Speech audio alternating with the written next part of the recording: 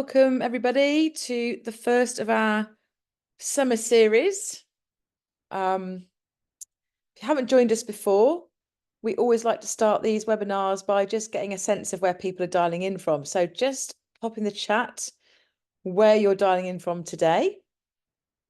So it's nice to sort of find out how far and wide people join us from. Morning.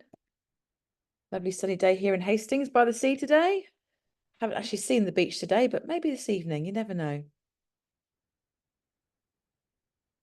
We went down the beach yesterday, quite late actually, about 7, and it was absolutely packed. And I'm not even in an area where it's a particularly well sought after beach either. It's Orkney, yeah. that's interesting. I don't think we've had any. Have we had someone from Orkney before? If you've joined before from Orkney, apologies if I hadn't spotted that, but that's that feels quite exotic, doesn't it? What do you reckon, Lee? Yeah, I love it. That's takes one of the prizes, I think, for this one. Italy, I can see Orkney. Christina though. Christina, yes, Christina's in Michigan, Harrogate, Fantastic. part of the world. Oh, Italy, very nice. I'm going to look Anna, up where that is later because on my geography is. I mean, I know where Italy is obviously, but I don't know where that specific town is. So Birmingham, not far from you, Lee, in Ludlow. there's always a Brummie on here. That's good to hear. Florida? Oh, has it been Florida? Oh, Venice. Ah, okay. I'd love to go to Venice one day. It's on my list. It's one of my favourite places in the world that I've been to. Went there for my honeymoon. Very nice. Very nice. Alrighty, let's get started then. So welcome to, I said, the first of our summer series of webinars from the EX space. My name's Emma Bridger. I'm going to be talking you through some thoughts, ideas, background to AI and HR today. Obviously, I'm one of the co-founders of the EX space, joined by my colleagues Lee Smith and Katie. I'll get Lee to introduce himself. Go for it, Lee. Thanks, Emma. Yeah, I'm Emma's co-founder at the EX Space, Lee Smith, 3 decades in internal comms before I crossed to the dark side and started exploring this wonderful world of employee experience. Thanks, Em. Katie. Hi, yes, I'm Katie. I've worked with with a different hat on with People Lab, but have been working with the EX space since, well, pre-setup. So always back in the time of finding out what it is that everybody wants it to do for them. So yeah, very glad to be here. Thank you. As ever, use the reaction buttons as we are going through the slides today. You know, put your hand up if you want to ask a question. If you like something, let us know. And also use the chat as well. Katie will be keeping an eye on the chat and can jump in with any questions as we go through. Be great. The topic today, I think, really lends itself to getting some discussion going. So I'll kind of warm us up in a minute to that. But love to hear your views and thoughts today. I'm going to share my slides. And nice to see a few. Actually, I've just noticed Damon's joined. Hi, Damon. Lovely to see you. And I've noticed that Jane's here as well. Lovely to see you as well, Jane. It's always nice to see some friends on the call, isn't it? Hi. Both got our summer red on today. It was a red day today. It felt like hot, you know. Red's good for the summer, right? Right, I'm going to stop waffling and share my slides. It's a good start. Just doing that. There we go. Hopefully you can see those. If not, Katie will let me know. So, I'm going to be talking about AI today, obviously. That's why you're here. What I'd say about this topic is it's a really interesting one. Probably the first time in my working life, I guess, maybe not the first time, but one of the few times that we're all learning together. I think unless you're actually in the thick of the kind of technical side of it, which I'm guessing none of us are, we're all figuring this out together. Many of us are using AI, some perhaps, you know, more advanced than others, but we're all figuring out what this means for our jobs, what this means for the future of work, what this means for the people side of the business together. So I think this is a really great opportunity to collaborate in a way that we don't often get the chance, right? Normally we have kind of subject matter experts, people that kind of know a subject inside out, we go to them. But I think this is a great opportunity for us to all kind of learn from each other and share. And I think the more we do that, the better place we'll be. I mean, I don't know about all of you, but I'm going to ask you a question in just a sec, actually. Um, I've been messing around with AI for actually a number of years, but particularly Gen AI for the last sort of 12 plus months. And I'm signed up to lots of different consultancies, news feeds, etc., to try to stay on top of this subject. And it is pretty much impossible. I get updates every single day, and even just trying to read them all would be a full-time job. This is where I think we can really help each other out. If we collaborate, if we learn from each other, if we share what we're finding out, news and views, it's going to make all of our lives so much easier. Because I think it's never going to be a one-person job keeping on top of this, because it is changing, not even week by week, but day by day. I mean, just one area in AI, let's just take ethics. You could become an expert on the ethics of AI, and that could be your full-time job, and you'd still be kind of reading, left, right, and center, and staying up, late and early mornings, just trying to keep on top of everything that's going on. So it is such a broad topic area. It's moving so fast. I guess my call out to all of you would be, let's find a way to help each other out with this, because it is changing all the time. And some people are really in the thick of this and they've got lots to share. And other people are just kind of, starting to get interested and perhaps feeling a bit overwhelmed by how quickly this is all moving and thinking, where do I start? And I've had conversations with people at both ends of that spectrum. So let's work together on this. And Lee, by the way, feel free to chip in. As I said, it's a collaborative piece, this. So I know you've got as much to offer on this topic as I have as well. Before I get started, I'm just going to stick this up. Plug for the EX space. If you're not already a member, please sign up. We've got 2 membership levels now. We've simplified it. We listen to feedback from our members. We've got a free membership, which is called our EX Essentials. If you scan that, you can literally sign up in 10 seconds. It takes you to the free version. We've also obviously got the paid for version, which is your kind of, your gold standard. On the paid for version, you get the masterclasses, which are CPD accredited. We've got some really cool new features coming soon called Power Packs, which kind of give you everything you need to address certain elements of EX that you might want to address.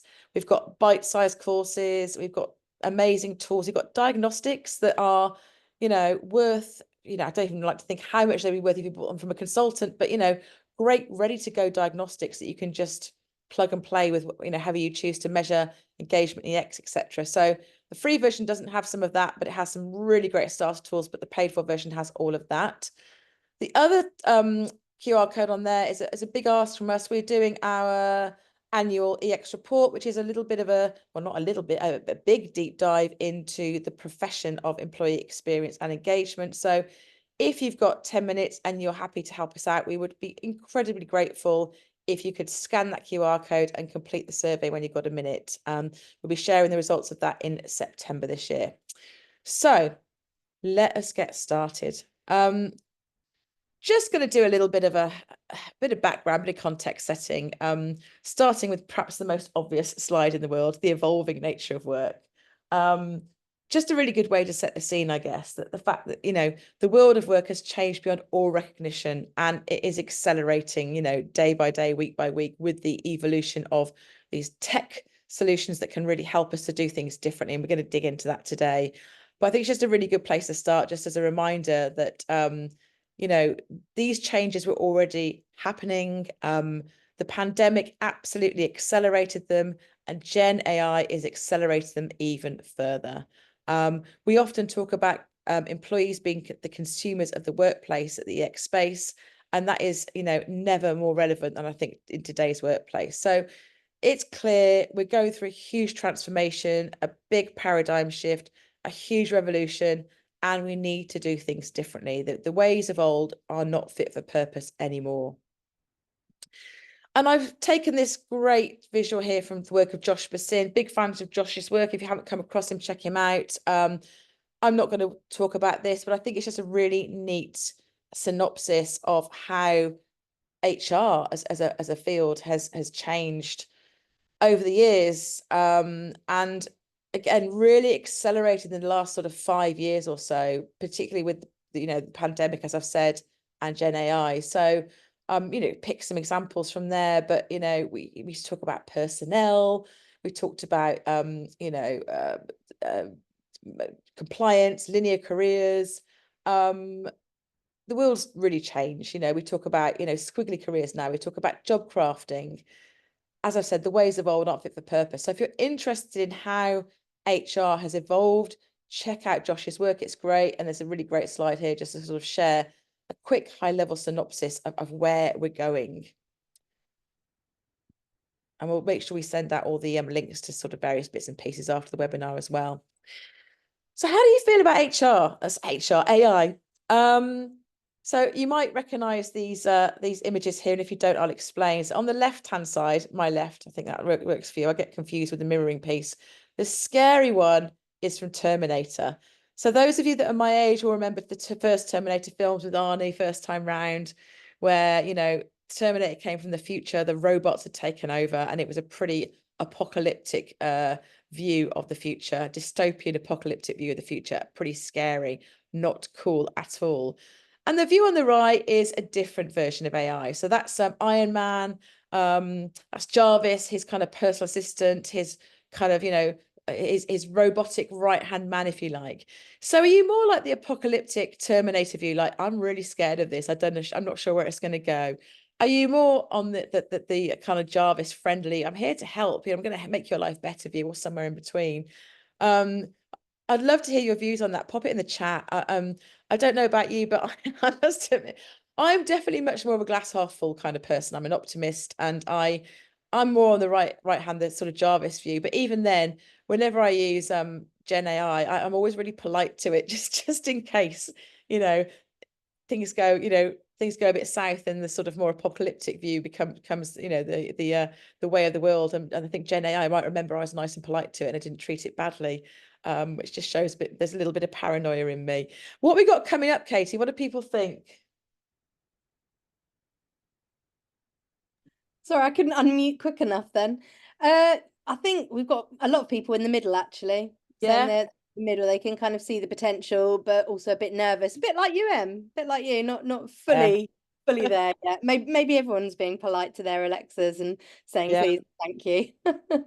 I mean, it's funny though, because I mean, maybe I'm showing my age here. I don't know, but I've always embraced technology. I like to think I have.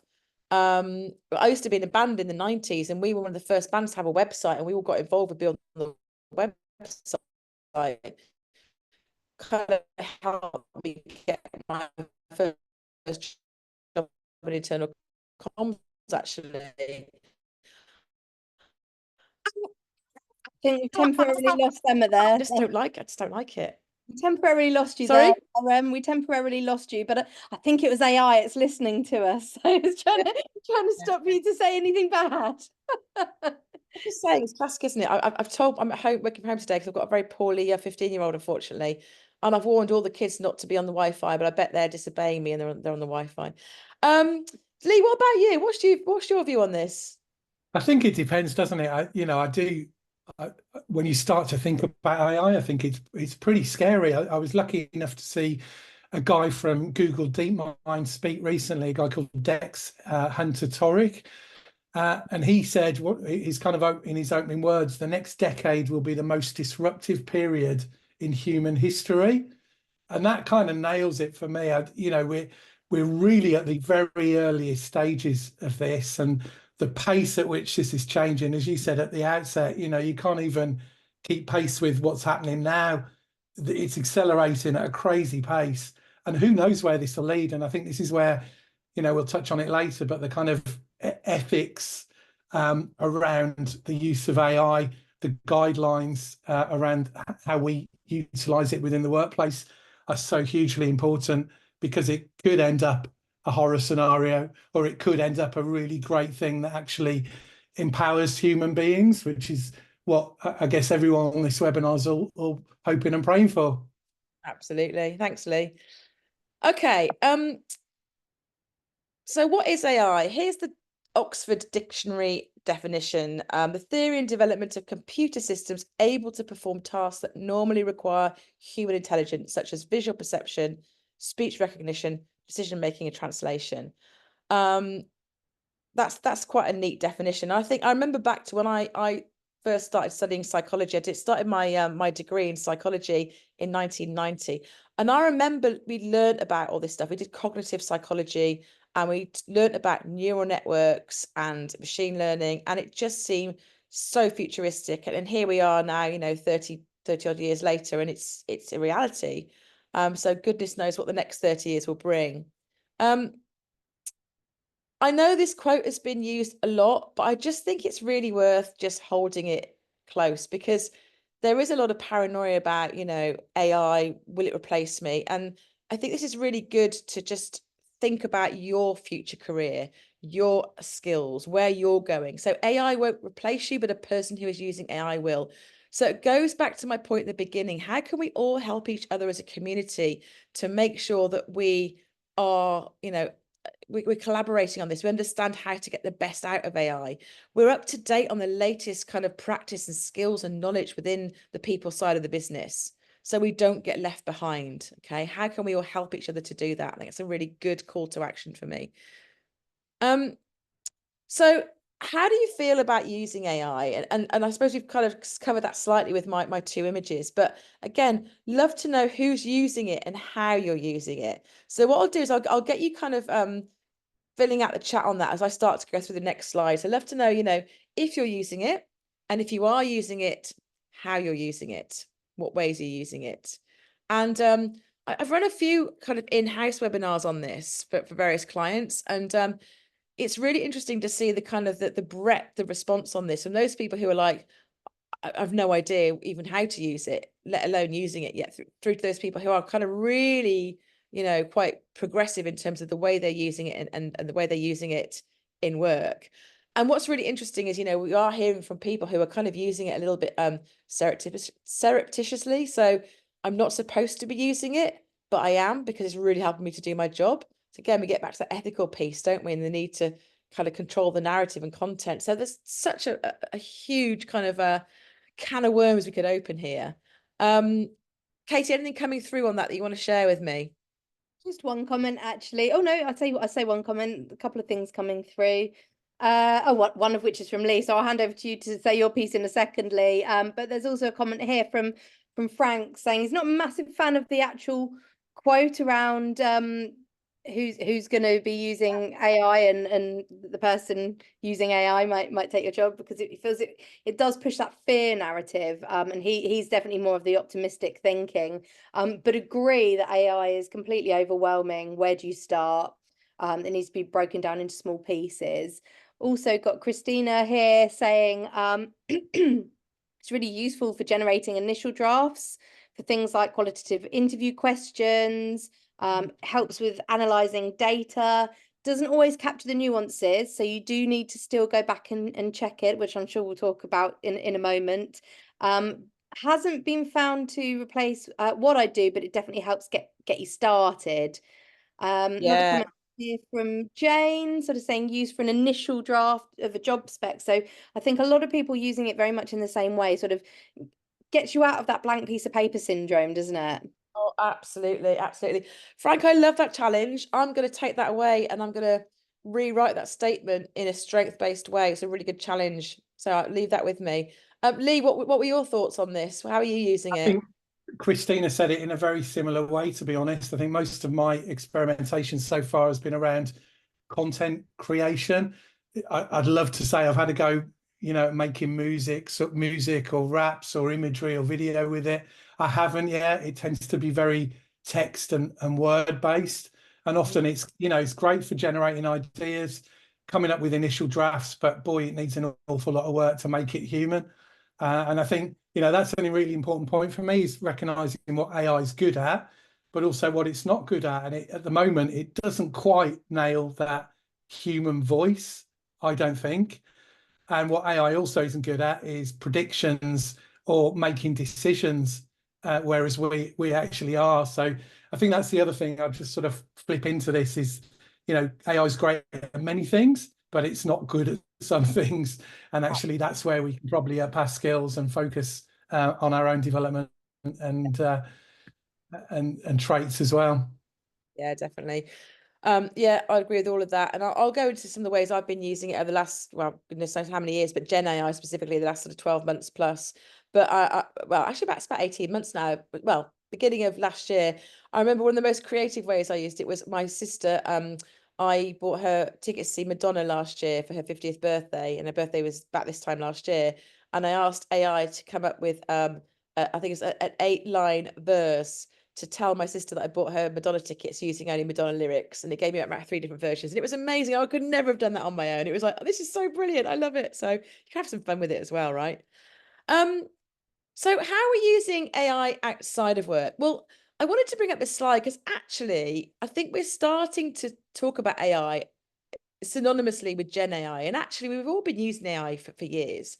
Anyone that uses Spotify, Netflix, etc., navigation, they all use some form of kind of artificial intelligence. And I mean, I'm not going to get into the technical side of this, and I'm sure IT people would kind of, bring me up on the terminology, but basically all use some kind of artificial intelligence to help create a great experience. So we've been using AI outside of work for a number of years, right? And I love the Spotify algorithm. I can't wait to see my my Wrapped end of years and my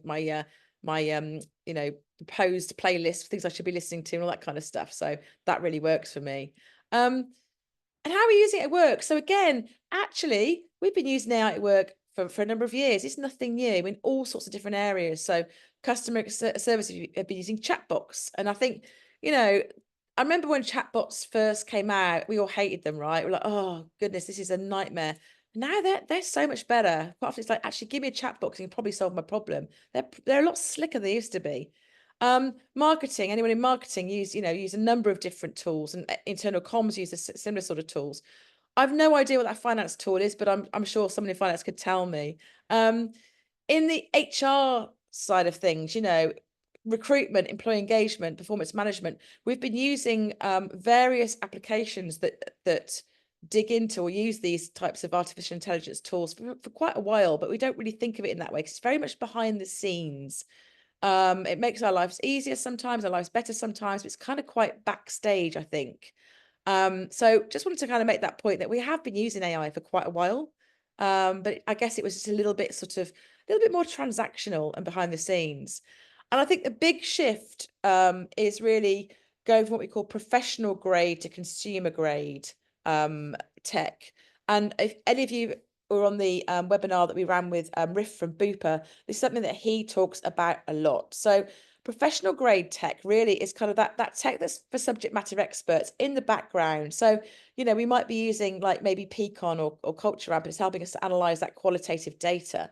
A lot of front stage, employees themselves wouldn't even know that. They wouldn't care about that. So it's helping subject matter experts, i.e. professional grade, to do their jobs better. But this shift now really with Gen AI is taking us to consumer grade. So suddenly we've kind of got this world where all of us could have our own personal assistant at work to help us do any number of different things that we need to do. We'll go into what that looks like, whether it's like setting goals or finding information quickly or diary management that's actually works, lots of different things that we can use it for in our day to day. So suddenly it's out of the realms of being subject matter expert professional grade, and suddenly it's kind of integrated to everything that we potentially do at work, assuming we're online and we're digital. So we're going to talk now about Gen AI. So the kind of the obvious players up there, so ChatGPT and Claude are obviously open source, so they're not if you're using those, they kind of take inputs from up to about, I think the latest ChatGPT does run up to about 2023. If you're using it earlier ChatGPT, it goes up to about 2020. Claude, very similar. And then we've got things like Microsoft Copilot. So for any business that uses Microsoft, which is probably most of them, building in their kind of Gen AI, which is kind of inside the firewall. So pros and cons with that, obviously less content to pull from, but it's protected, it's safe. So for example, I use Gen AI, I've been using it now for like 18 months, but I won't use it for any client work. I won't take that risk because even if I think I'm running workshops, for example, just doing lots of workshops for a client at the moment, the idea of sticking all that qualitative kind of data, raw data into ChatGPT to analyze it for me, that would be great. But I don't take the risk because it's not firewalled, it's not protected, it's not secure. And even if I kind of try to anonymize it, I don't have that confidence that it would be, you know, successfully anonymized. So I won't use it for that. I've got a link here, which is just a nice little article from LinkedIn, top 50 Gen AI products. So you can have a look at that when you get the slides to see what else is out there. I asked ChatGPT to tell us what it was, and here is what it came up with. So hopefully that all makes sense. Thought it was quite a neat way of coming up with a definition. So I'm not going to read through that. You can read through that. Put simply, a knowledgeable and intelligent assistant designed to understand and generate human-like responses in natural language interactions. You know, we were talking before about using Gen AI to get started, and I do use it quite a lot for tone of voice. So I'll say, can you make it, you know, I'm writing for this audience.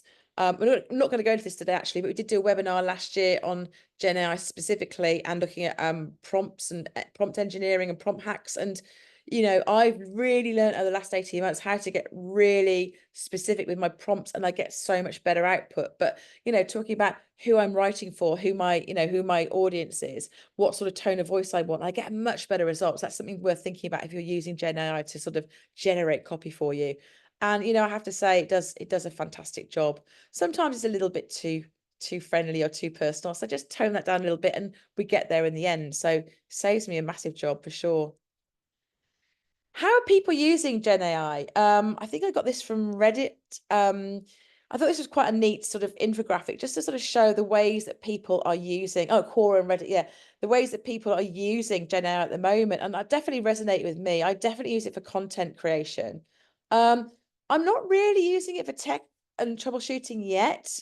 I'm using it for learning and education. I was really gutted actually when I first started using it, that being an academic, ex-academic, I still do a lot of research, and I thought, oh my God, this can do my literature reviews for me. This is going to save me so much time. Imagine any of you who've ever done a degree or a master's or any kind of like professional sort of research, you know, literature review takes a lot of time and effort. And I thought this will just do it in seconds. Unfortunately, it can't, ChatGPT anyway, can't do that yet. Because of protections and security and what have you. I think it will in the future, but imagine how much time that's going to save. Creativity, I definitely use it for creativity, and research analysis and decision making, absolutely. So interested to see who that resonates with. If you kind of think, yeah, that's definitely how I'm using it, or actually for something that you're using it for that doesn't come up there, let me know. Lee, you mentioned you know, music making. It's getting better, isn't it? I mean, the first AI generated kind of tunes were absolutely awful, and now I'm like, oh, it's a bit worrying. You know, I'm not sure. Being an ex-musician as well, I used to be in a band in the 90s. I mentioned that twice today. Got that out twice. I don't know how I feel about that because I still feeling, you know, I still believe massively in human creativity, and yeah, I'm a little bit concerned by that, shall we say? It's a fascinating one to watch, isn't it? I think the world of AI art is fascinating as well. If you're on Instagram, sort of follow some of the big AI art posts and posters on there. It's fascinating. Some of that stuff is absolutely mind-blowing, that they can sort of meld together different worlds, and yeah, it's incredible. Yeah. Thanks, Lee. I'm going to go through like a few slides that just really kind of just share some cool information I found out. Because again, go back to that collaboration piece. Let's all learn from each other. I want to share stuff that I've learned and found out along the way. So I have to dig out where this stat's from. Actually, I can't quite remember now. But this idea that, you know, Gen AI has the potential to automate work that could absorb 60 to 70% of employees' time today. I mean, I think that sounds really exciting. Imagine that we're freed up to do the cool stuff. Imagine that the 4-day week could become a reality. But I know there's a downside to that. And we have to be really careful that employers don't abuse that. How do we protect people? And, you know, there's no doubt that it's going to have a huge impact on HR, whichever way we go with this. And there'll be those organizations that do this in a ethical and respectful way, and those that probably don't, let's be honest. This was really interesting. I love this quote from the Financial Times about the workforce ecosystem is changing. So you know, years ago we had employees, and then we started to bring in long-term contractors. The last few years we've talked about gig workers, we have service providers, we have kind of complementers. Suddenly our org structures, our charts are going to have to also take into account AI, right? So imagine in your org structure, you've got, you know, the AI component that looks after certain aspects of the work. And I love that quote from the FT there. Our org structures are built around the idea that humans are the only forms of intelligent workers. That's no longer true. So that just sparks so many kind of like ideas for me. I thought, wow, I've never thought of that. And how do we build that in? And what do we do with that? I haven't got the answers, but I thought I just wanted to share some cool information that I've discovered with you along the way. And this is from Boston Consulting Group. And again, some more kind of cool stats and infographics here about the impact of Gen AI on HR. So today, Boston Consulting Group say that actually the kind of majority of Gen AI is being used for transactions and operations. So the kind of, you know, the transactional stuff, less so in self-service, automation and strategy. But that's going to change. So we're going to see that massively decrease in the future as the others increase. So there'll be a big increase in self-service, strategy, etc., and it will become an enterprise partner. So linking back to that FT quote, you know, AI will become a partner to enterprises in whatever way we see fit. So I thought that was quite a cool stat to share there as well. And this is another cool piece that's worth having a look at. The World Economic Forum will send out a link to this report. They're doing a lot of work on future skills requirement and how this is changing in light of the rapid evolution and adoption of Gen AI. So again, I'm not going to go into this in any great detail because I won't do it justice. And I think it's really worth having a look at this in depth. If you're in the world of work, which we all are, and if you're in the world of the people side of the business, take a look at this in terms of the way they're predicting that skills requirements are going to change.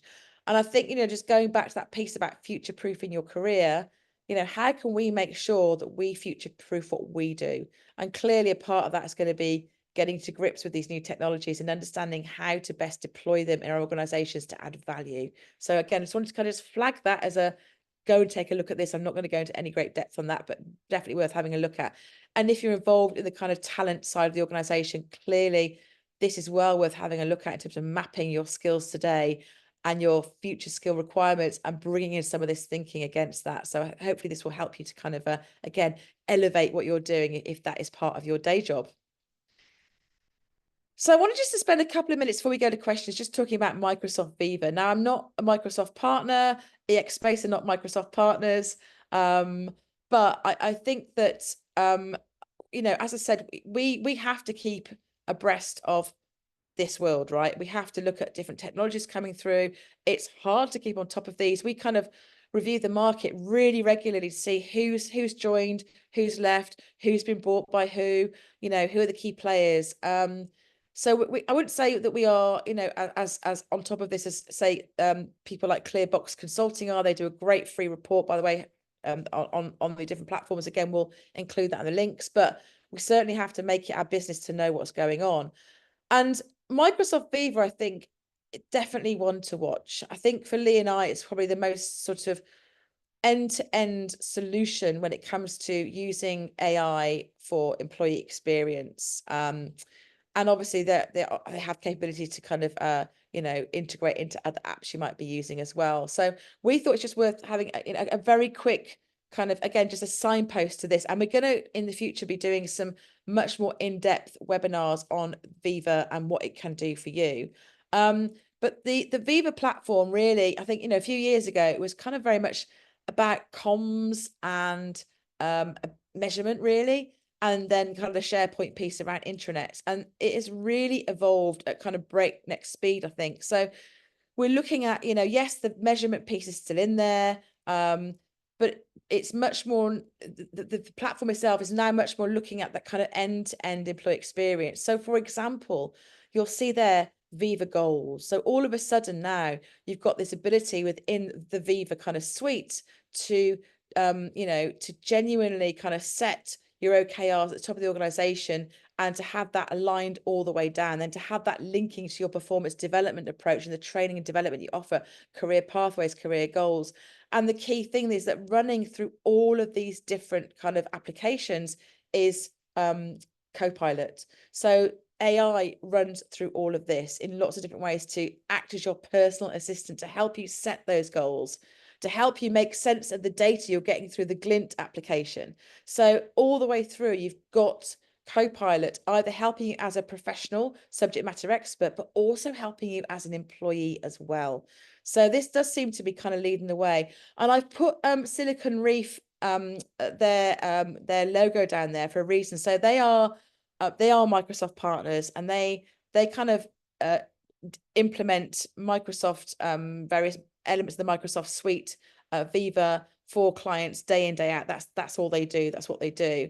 And we're going to be partnering with Silicon Reef to really bring you some webinars and some training and some learning to bring you up to speed, so you can really understand exactly what Viva could do for you. Like I said, we're not partners. We don't get any kind of payback for this or anything. We're not partners yet. We're not going to be partners, but we need to maintain kind of a neutrality. But we feel that this is really worth sharing with our network, because there are some really great tools coming through here. And for those of you that are using this, love to hear what you think about it as well.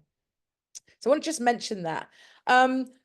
Just slide here just to kind of go into the different applications in a little bit more detail. I'm not going to go through this now, you've just got it in the pack to kind of look back on, but just kind of starts to bring to life the different elements that of the employee experience, the employee life cycle that Viva is now kind of touching. And we've speaking to our kind of colleagues at Silicon Reef, we know there is more coming down the line. So this is only going to expand and grow. So as kind of, new products are launched, there'll be different elements of the life cycle it will be touching.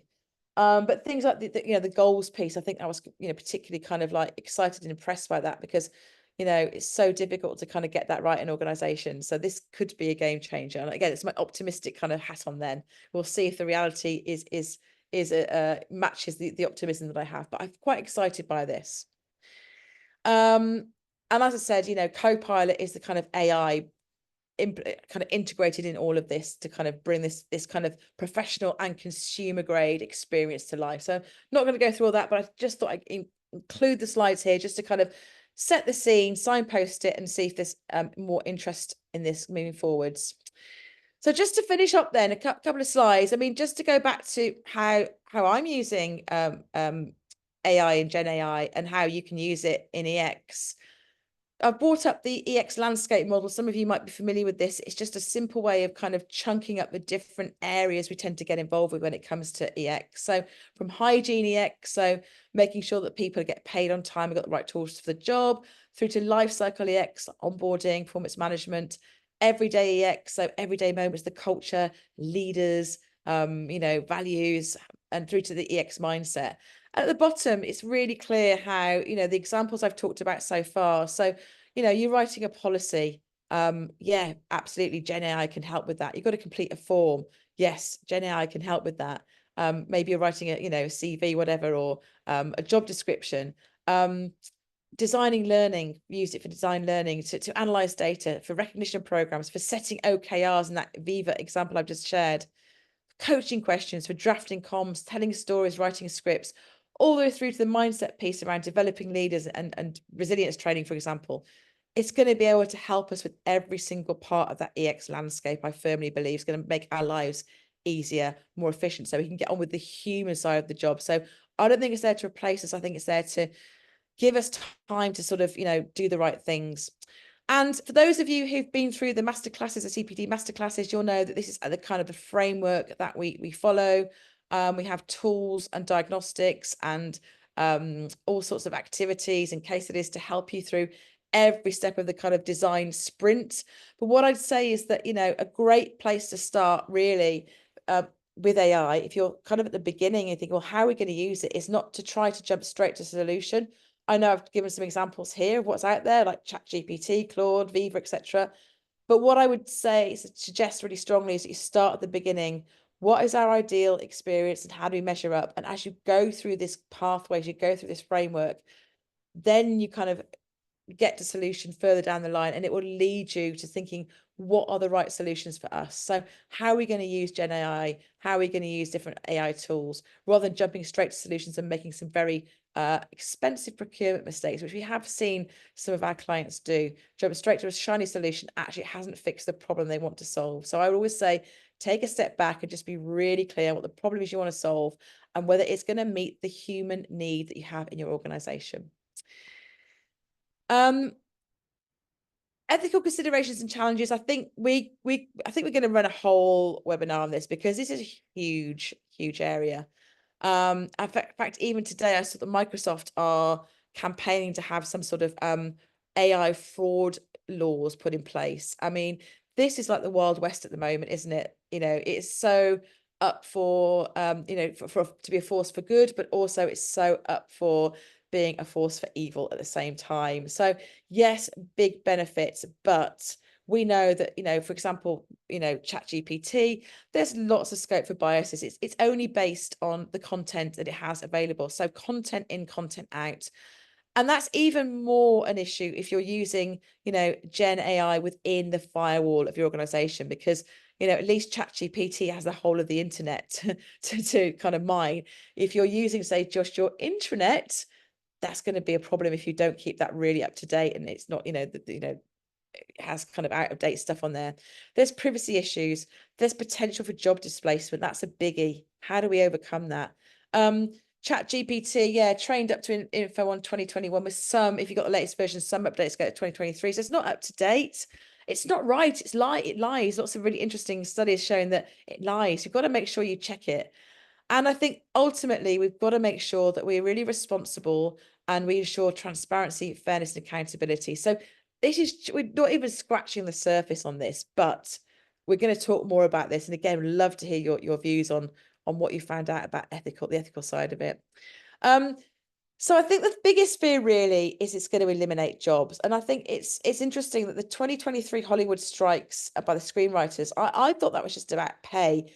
But on further kind of analysis or digging around that, I discovered it wasn't just about pay. It was about getting studios to put boundaries in place around the use of AI to replace human talent. So absolutely hats off to the Hollywood folks who the screenwriters and the actors who really, you know, they took a real hit there, and that was the right thing to do. And hopefully we won't have to have other sectors, you know, having to strike. We'll make the right choices before we get there. But we need to make sure that we protect jobs, that we don't use AI to replace human talent.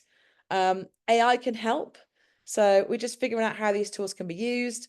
In the past, it's taken decades for new tech to be embraced, and virtually none has lived up to the hype. So I just a bit of a quote in there.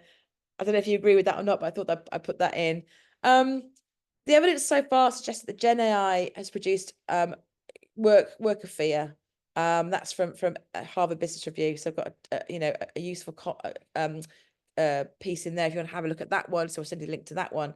So it's producing fear. We know that there's a lot of kind of trepidation around this, and I think we need to be really clear that the company's got no secret plan to replace people with AI unless you work for a very unethical company that has that plan, in which case, you know, that's up to you. But I think we need to be really transparent and clear on how we're going to use it and why. So that goes back to that 3-diamond model. Let's really figure out what is the problem we're trying to solve and how we can take a human-centered approach to this, and then we can figure out the solutions. And it's smart to engage employees in evaluating the potential.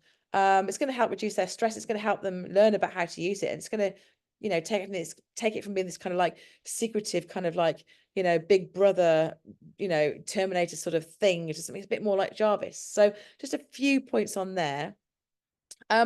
So I've mentioned this piece already, so I'm going to head over to questions, and I think hopefully we've got some questions coming in, which Casey will share with me just a sec. But I've got a question straight from the off, which is really about how you're keeping up to date with this world. Are you finding it overwhelming keeping up to date? How could we support you? Any ideas on that? Do we set up a forum?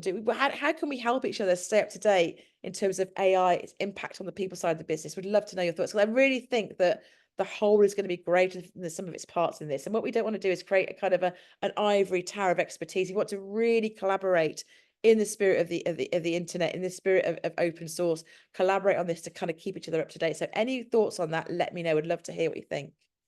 So any questions coming through? No questions as such at the moment, but lots of really good discussion and reflections. Some good stuff from Frank, who's been working really in this space at the moment, in the sort of comms and AI. So lots of great insight from Frank. Some reminders, don't forget AI is just a playback of humanity's both the good stuff and the bad. There are issues, of course, with things like bias, privacy, fake news, hallucinations, which are all human traits as well, which is a really good point. But it's about reframing our expectations of the AI tech tool. It is a tool, it's not alive. We'll say yet, but it's not alive. Oh, Lisa already said that point there. There we go, taking the joke there already. So yeah, we've got a few more messages coming through. I'll just see if we've got any questions in that. Okay, from Claire, thoughts on whether AI can help support people in using this type of tech for job applications, but also when they're in the workplace, supporting them with applications to secure things like secondments and promotions. Applying for a job can be a job in itself, and would hope that this tech is used to improve fairness and diversity in recruitment. Yeah, I mean, like I said, I'm not an expert on this, and I'm certainly not a recruitment expert. So I'd love to hear from other people on this. And again, it's something that some of us can go away and do some research on.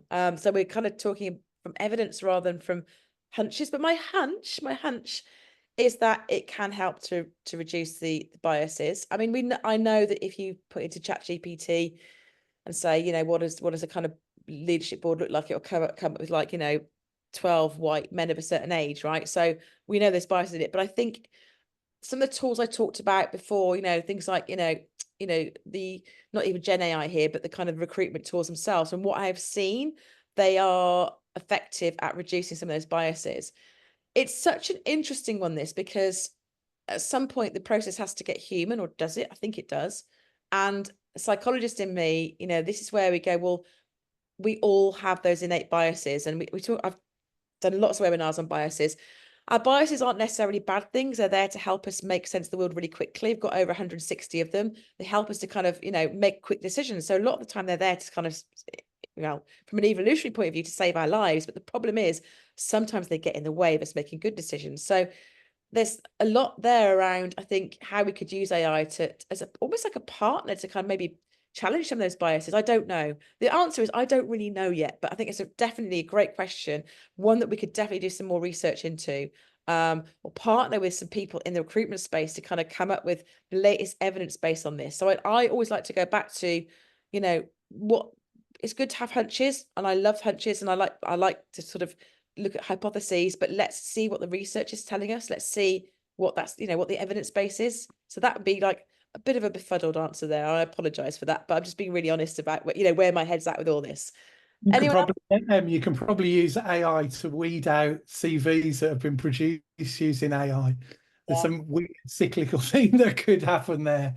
But yeah, I think talking to recruiters, I think the amount of applications and CVs that are coming in now that have been clearly and obviously AI generated is quite staggering. This is a real thing in the workplace now. So I think, you know, there's a great example of where we need to adapt how we vet applications and how we find real talent and real people. There's a comment back here from Claire, which I think is, you know, potentially the other side of this, saying that she's heard that AI facial recognition is being used to assess candidates' values and fit for an organization, suggesting it's not all positive. So I mean, this is just a webinar in itself, right? Because this is so fascinating, because imagine that everybody in your organization is a right fit for you.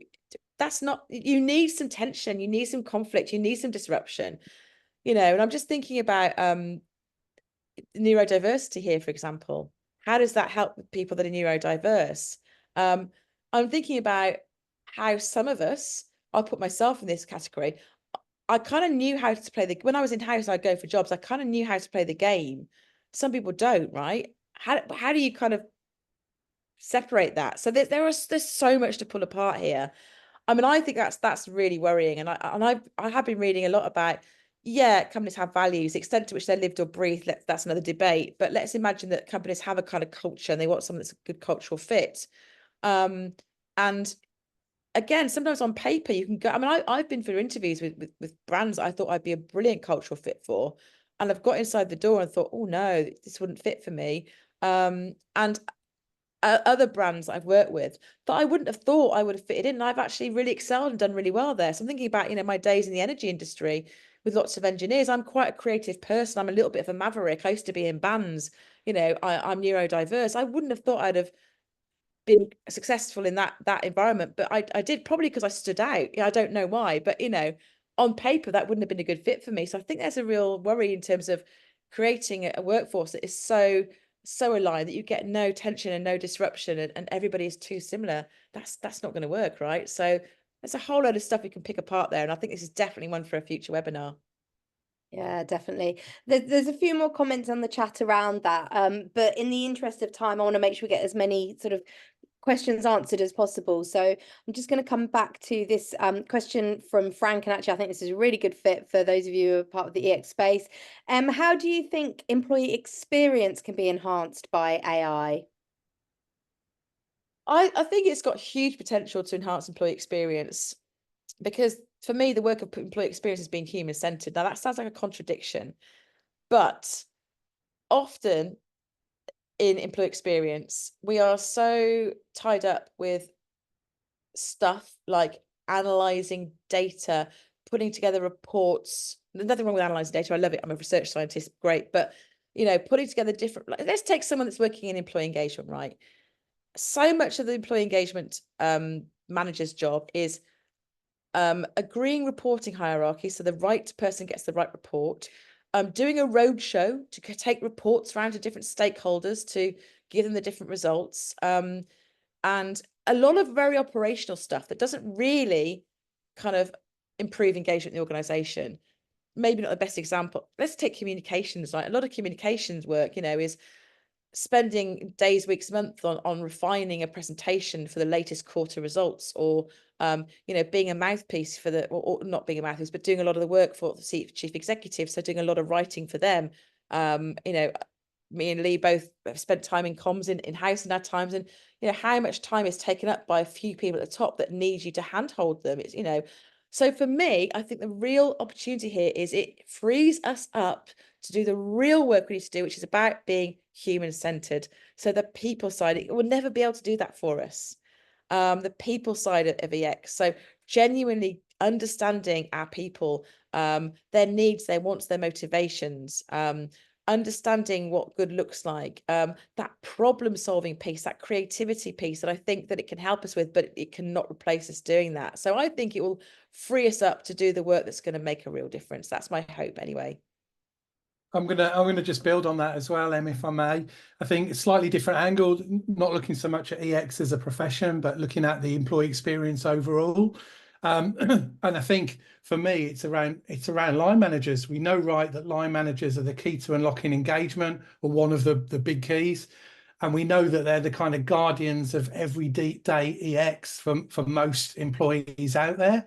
For me, I think the biggest opportunity, the one that excites me the most, is how we use AI to free up managers from all that gumph and admin that they're so overburdened with at the moment, and actually free them up to be able to do the human part of their role, the role that they should be doing as managers, connecting individuals, making sure they're getting their growth, that they feel they've got some autonomy, all of the wonderful things that we know are the drivers of a great experience for people. So I think, lots of different ways, whether it's a profession for the profession of EX or the actual experience at work for frontline employees. That's a really good point, Lee, because I mean, I must admit, part of the reason, well, one of the reasons that I went from in-house to running my own business wasn't a huge reason, but was part of it was I was kind of running a fairly sizable team by the time I left, and the admin, the bureaucracy of filling out performance development forms for everybody, and all the goal setting, all that stuff I had to do, form filling, and I was just like, we got this wrong, and I did have time to see my people, obviously, but the way that I run People Lab is like, We don't do any of that. We talk to each other. There's none of that paperwork. And that was like, for me, that was like such a release. Imagine freeing managers up from a lot of that stuff. How amazing would that be? So any more questions coming in, Katie? Yeah, we've got time to squeeze in one last sort of question slash thought. So from Jodine, thinking about early career talent or anyone wanting to develop depth of subject matter expertise, AI offers a time saver to do the heavy lifting on background research and reading, etc. But do we then potentially lose nuanced understanding, i.e., is the investigative process itself part of what helps us to connect dots cognitively? Yeah, speaking as a psychologist here, I mean, we all like to learn in different ways, but absolutely, you know, we go on that creative journey, don't we, when we learn something new. And when it's something big, you know, we learn something, you know, quite challenging, from like, oh, this looks okay, through to I'll never get this, through to yeah, I've got it. And we go through that kind of that curve. And I think there absolutely is something around, you know, joining those dots and you know, when we're learning something new that's big, it isn't going to be easy. And it, there is an amount of challenge that needs to be in there for us to kind of make sense of it, I think. Again, I think it's one I'd like to take away and ponder on, because I think there are some elements where, yeah, it can help us quickly, simply. It depends on what it is. I think it's what it is we're developing ourselves in. So, for example, I don't think there'd be any shortcut to, if you're trained to be a coach, for example, and yeah, could we use AI to practice our coaching on? I think we probably could. I don't know. That'd be an interesting one. Has anyone tried that? But certainly when you're developing your coaching skills, you need that time with other people to develop your coaching skills. There's no shortcut for that, right? You can learn about coaching quite quickly. There's the tools and methodologies, but the real learning comes with as you're practicing, and every time you practice, you know, you make new connections, you make new links, and you fail and you get it wrong, and you go, if I was doing that again, I'd do it differently. So yeah, I think that's quite an interesting one to take away and ponder on. I don't know if you've got any thoughts on that, Lee. I think you've covered it. Just conscious of time as well. Okay, cool. We're coming up to time, so yeah, my ask was really just to join the EX space if you haven't already joined. If you've got time to fill out the survey, we'd really appreciate it. And let us know how we can support each other on this journey. Because like I said, the whole is greater than some of its parts. We're all learning different. I mean, obviously got people like Frank on the call, other people who are clearly quite, you know, immersed in this world, other people who are probably new to it. We're probably all picking up different bits of information, different studies. So I think if we can find somewhere to kind of pull all of that and kind of really generate some sort of output on that, that'd be super, super helpful. So let us know. We'll send over the tools as well, that we mentioned today. So the links, I mean, not tools, the links, and the slides and the recording. Anything else from you, Lee, or you, Katie, before we finish up? Just for me to flag the next webinar in this kind of 3-webinar summer series we're running is around putting people at the heart of change. You know, we've touched on it here. We're entering a period where we're likely to see in the next 5 years more change in the workplace than we've seen in the last 50. It genuinely is that profound. So how do we prepare for that period of tumultuous change? We're going to look at the history of change management. We're going to look at how change management needs to change and how we put people at the very heart of it. So it really is a sort of nice follow-on from today's session, looking at AI. And that's on the 13th of August at 4 p.m. Thank you, Lee. I'd forgotten that one. I forgot to plug that, so thank you for that. Yeah, thanks everyone that's turned up today then. Really hope you enjoyed it. Keep in touch, just keep the conversation going, and hopefully see you at the next webinar on the 13th of August. So take care. Enjoy the rest of your day, however much you've got left of it, and we'll see you soon.